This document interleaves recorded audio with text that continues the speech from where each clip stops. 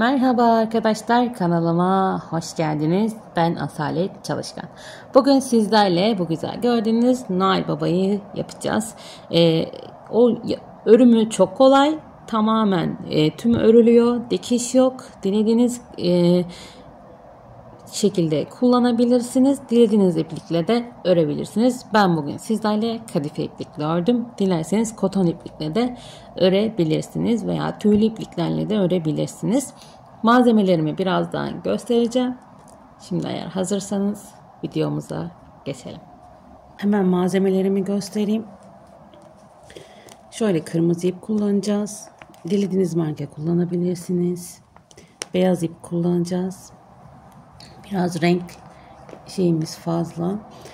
Ten rengi kullanacağım. Çok az miktarda siyah. Çok az miktarda da gerekli olabilirse diye sarı ipim var. Sarı ipe gerek olmaya da bilir. Şimdi hemen tığım göstereyim. 4 milim makasımız, kalın iğnemiz ve 10 veya 12 numara kullanabilirsiniz arkadaşlar. Şöyle göze ihtiyacımız olacak.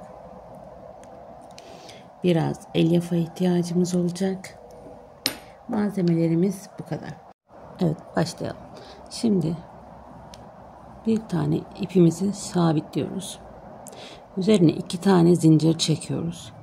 İlk çektiğimiz zincirin içerisine 4 tane sık iğne yapıyoruz. 2 3 ve 4. Şimdi bir sonraki sıraya geçmek için ilk başladığımız sık iğnenin içerisine tek batıyorum. Hemen yanındakine çift batıyorum. Yanındakine tek batıyorum. Onun yanındakine çift batıyorum. Toplamda 6 tane sık iğnemiz olmuş oldu bu sırada.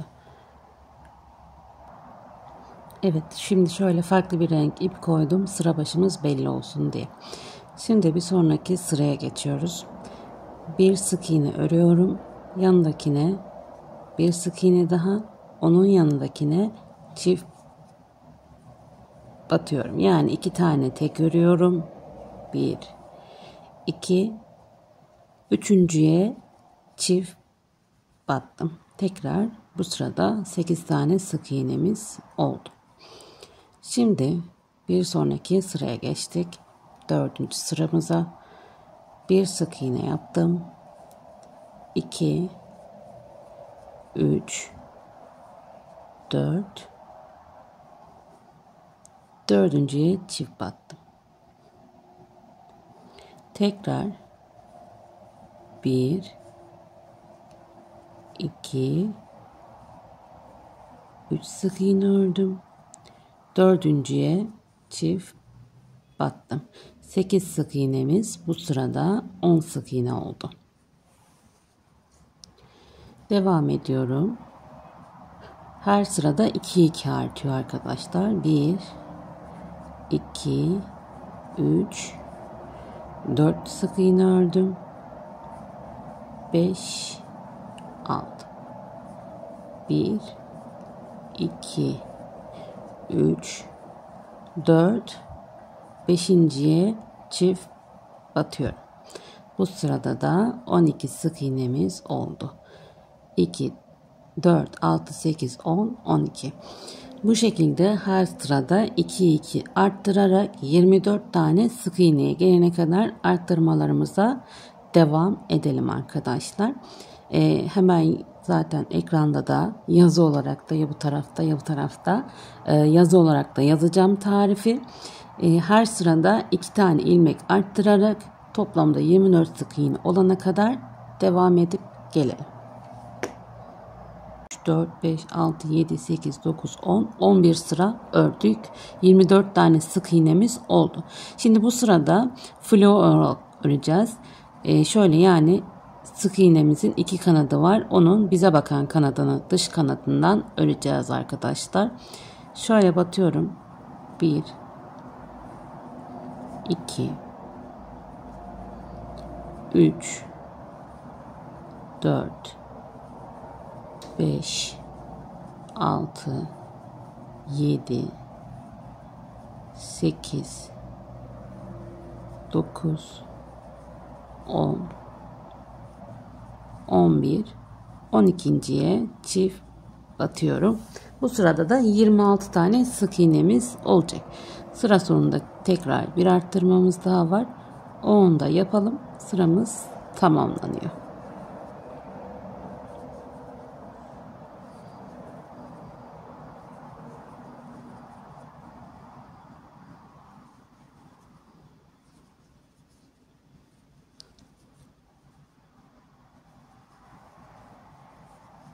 Ve 26. Şimdi bu sırada arkadaşlar, hatta şu son sık iğnemizi tamamlamıyoruz. Bu şekilde bırakıyoruz. Beyaz ipimizi bağlayacağız. Şöyle beyaz ipimizi kırmızı ipimize bağlıyoruz. Bir düğüm atıyorum ve çekiyorum. Şimdi son sık iğnemizi beyaz ipimizle tamamladım. Daha sonra devam ediyorum. Şimdi burada arttırma yapmayacağız arkadaşlar. Şöyle ipi beraber yürüteyim. Her birine tek batacağız. Toplamda 26 tane sık iğnemizi öreceğiz. Şöyle fazla iplerimizi keselim. Ve devam edelim. 26 tane sık iğnemizi arttırma eksiltme yapmadan beyaz iple örüp gelelim. Evet arkadaşlar, beyaz iple ördüm, ipimi kesip şöyle sakladım. Şimdi buradan devam edelim hemen. Ten rengi ipimize başlayacağız. Şöyle ipimizi alalım. Şapkamızı şöyle yapınca zaten hemen kıvrılıyor arkadaşlar. Burada 11. sırada dışta kalan kanadını örmüştük. İçte kalanlar kalmıştı. Şimdi burada içte kalan kısımları öreceğiz. Ten rengimize geçiyorum. Kısa ipimi de şöyle birlikte yürüteceğim. İlk bağladığım yere hemen bir sık iğne daha yapıyorum. Her dışta kalan ilmeğe bir sık iğne yapıyorum. Toplamda 24 tane sık iğnemiz olması gerekiyor. 1 2 3 4 5 6 7 8 9 10 11 12 13 14 15 16 17 18 19 20 21 22 23 şurada 24. Şimdi yine ilmek belirleyicimizi ekliyorum. Sıramı kaybetmemek için. İlk yaptığım sık iğnenin tepesine batıyorum. Hiçbir arttırma, eksiltme yapmadan arkadaşlar bu 24 tane sık iğnemizi 4 sıra daha örüyoruz. İlk yaptığımız sırayla birlikte toplamda 5 sıra örmüş olacağız arkadaşlar ten rengiyle. Yani şimdi şu an bir sırayı ördük. 4 sıra daha örüyoruz ten rengiyle 24 sık iğnemizi ve gelelim. Evet arkadaşlar, şimdi geldik. Kırmızı ipimize geçiş yapacağız. Toplam 5 sıra ten rengiyle ördük. Şimdi kırmızı ipimize geçiş yapıyoruz. Ten rengi ipimi hemen kesmeyeceğim. Kolları yapacağız. Ondan sonra keseceğim. Şimdi sık iğnemi tamamladım. Yeni sırama başlıyorum. 1 2 3 4 5 ve 6.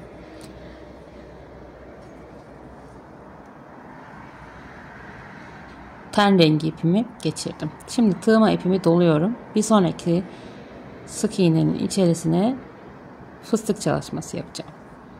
2 doluyorum. Bir kere de işliyorum. Doluyorum. Bir kere de işliyorum. Bu işlemi toplam 1, 2, 3, 4 kez yapıyoruz. Daha sonra hepsini birden şöyle kırmızı ipimi alıyorum. Hepsini birden topluyorum. Daha sonra şöyle sabitliyorum. Yandaki sık iğneye batıyorum. 1, 2, 3, 4, 5, 6, 7, 8, 9 ve 10. Araya 10 tane sık iğnemi yaptım. 10. sık iğnemi yine tam işlemiyorum. Ten rengi ipime geçiyorum. Devam ediyoruz.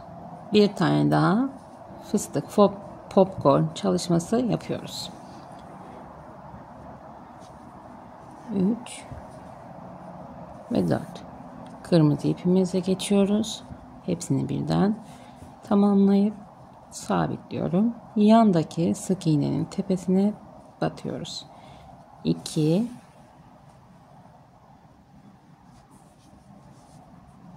artık ten rengi ipimi keseceğim.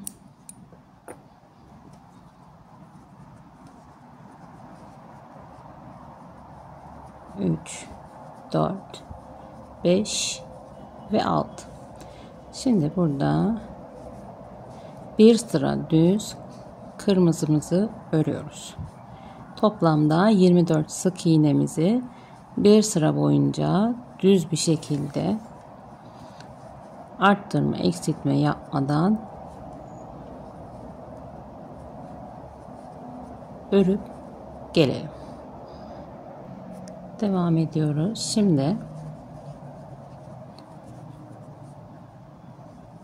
1, 2, 3, 4, 5, 6, 7, 8. 8 sık iğne ördük. Şimdi ipimizi bağlıyoruz.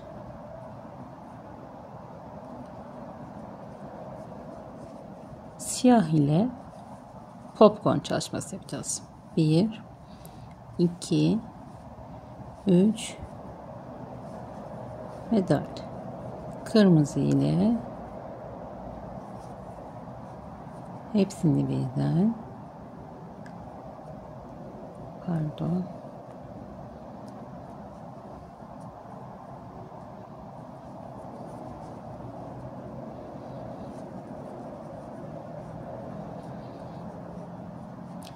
şimdi araya sık iğnelerimizi örüyoruz. 1, 2, 3, 4, 5, 6. Kırmızı ipimize geçiyoruz. Bir tane daha popcorn çalışması yapıyoruz.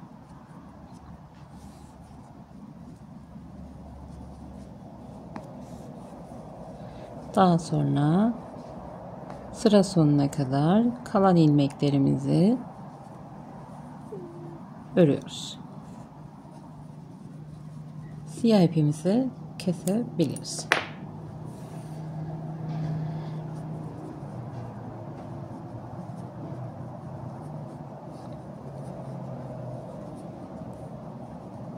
Evet.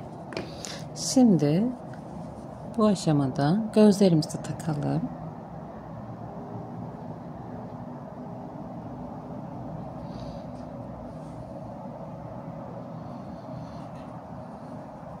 Şöyle 1, 2, 1, 2, 3 ve 4 arasında takıyorum. Birini taktıktan sonra 1, 2, 3 boşluk bırakıp dördüncüye diğerini takıyorum. Daha sonra arka kısımlarını da takalım. Evet. Şimdi eksiltme sıramıza başlayacağız arkadaşlar. Bir sık iğne örüyorum. bir tanenin ilmeklerini beraber örüyorum. Bir sık iğne örüyorum. 2 ve 3'ü birlikte örüyorum. Bir tane örüyorum. 2 ve 3'ü birlikte örüyorum. Bu şekilde sıra sonuna kadar eksiltmelerimizi yapıyoruz.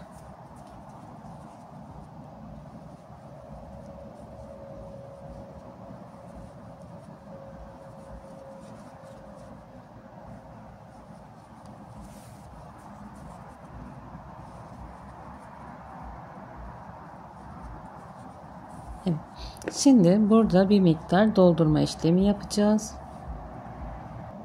Şimdi şöyle kafa kısmını şuraya kadar arkadaşlar, bakın şuraya, şapkanın buradan sonrasında yok. Şu kısma kadar doldurdum. Zaten burayı da şu şekilde bükeceğiz. Şimdi şuraya kadar doldurdum. Yani çok fazla doldurmamanızı tavsiye ederim. Üst tarafı. Gövde kısmını daha çok dolduracağız. Şimdi son sıramızdayız ve son eksiltmemizi yapacağız. Her sık iğneyi yanındakiyle birlikte örüyoruz. Toplam 8 defa eksiltme yapacağız. Bu aşamada tekrardan şöyle boşluğumuz tam kapanmadan doldurma işlemine devam edelim. Bir taraftan doldurup diğer taraftan da örmeye devam edelim bu sırada. Sıra sonuna kadar 8 tane sık iğnemiz kalana kadar eksiltmemizi yapalım. 7 ve 8. Şimdi burada biraz toplayabilmek için ipimi biraz uzun bırakıyorum ve kesiyorum. Artık çıkardık. Şimdi şu aşağı kısmı da toplayalım. Son artık sakalımızla bıyığımız kaldı. Bir de şapkamızın detayı. Şöyle ilmeklerin flo kısmını alıyorum arkadaşlar. Dıştaki kısmını alıyorum. Bir sonrakinden geçiyorum.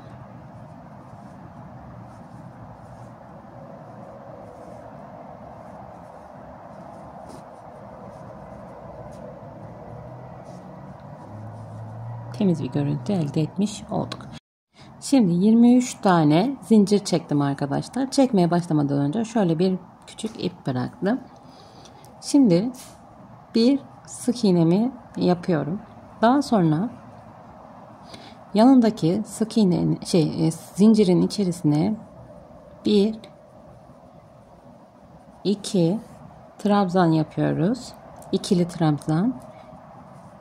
3 ve 4 tane ikili trabzan yaptım. Bir zinciri atlayıp diğerine bir sık iğne yapıyorum.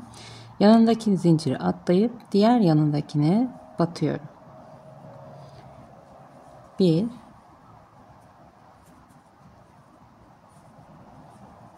2 3 4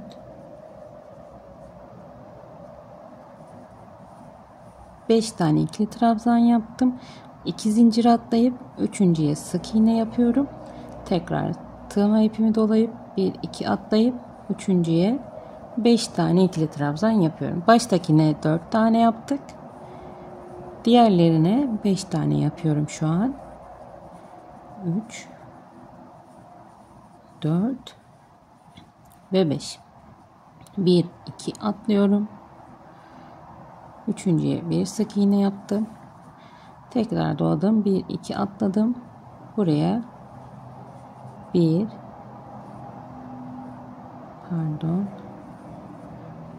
2 3 4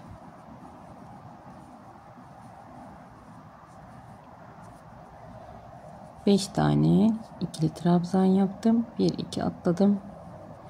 ve zincir çektim. Şöyle bir sakalımız oldu. Şimdi burada ipimi biraz uzun bıraktım. Ben sakalı yapıştıracağım. Çok pardon. Ben sakalı şu şekilde yapıştıracağım. Sizler isterseniz dikerecekseniz ipi uzun bırakıp bu iple düğümleyebilirsiniz.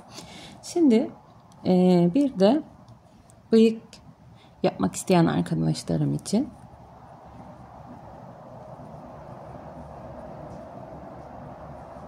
bir, iki, üç, 4, 5, 6, 7, 8 zincir çektim. Bir sonrakine ilmek kaydırıyorum. Yanındakine sık iğne. Onun yanındakine tekli trabzan. Ortadakine ilmek kaydırıyorum. Tığıma ipimi doluyorum. Tekli trabzan. Bir sık iğne. En sondakine ilmek kaydırıyorum. Şu şekilde bir de bıyık yapabilirsiniz. Dilerseniz. İpimi kesiyorum.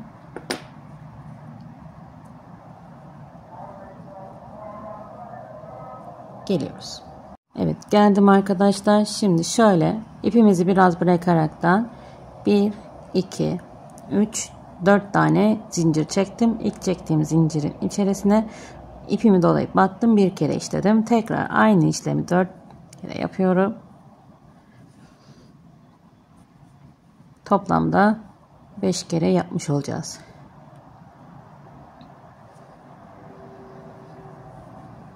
Hepsini birden işleyip bir tane zincirimi çekiyorum ve ipimi kesiyorum. Şimdi şöyle yapalım. Şapkamızı takalım. Şapkayı şöyle durmasını istediğimiz için öncelikle şöyle şu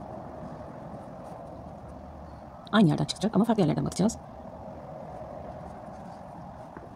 Pardon. Evet, şöyle yaptık. Şimdi düğümümüzü atıyorum. Fazla olan iplerimizi kestik.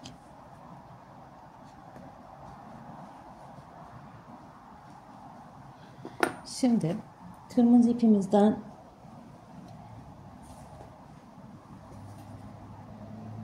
bir parça alıyorum. Şapkamızı şu şekilde yapalım.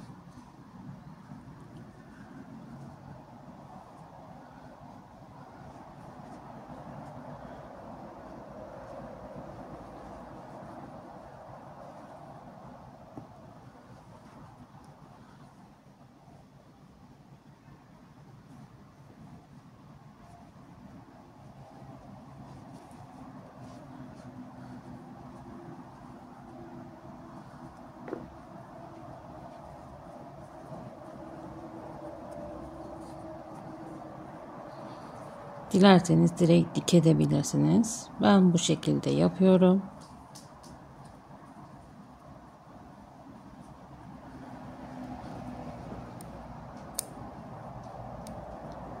İplerimizi kısa kestik.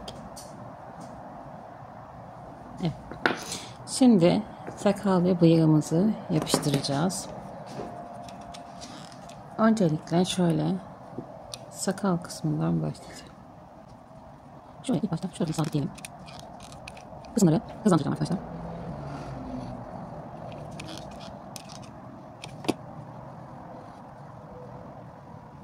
Şu şekilde dilerseniz şöyle bıyıkla yapabilirsiniz. Dilerseniz ten renkli iple, pardon, ten renkli iple de direkt burun yapabilirsiniz. Sakalımızı alt kısmında yapalım.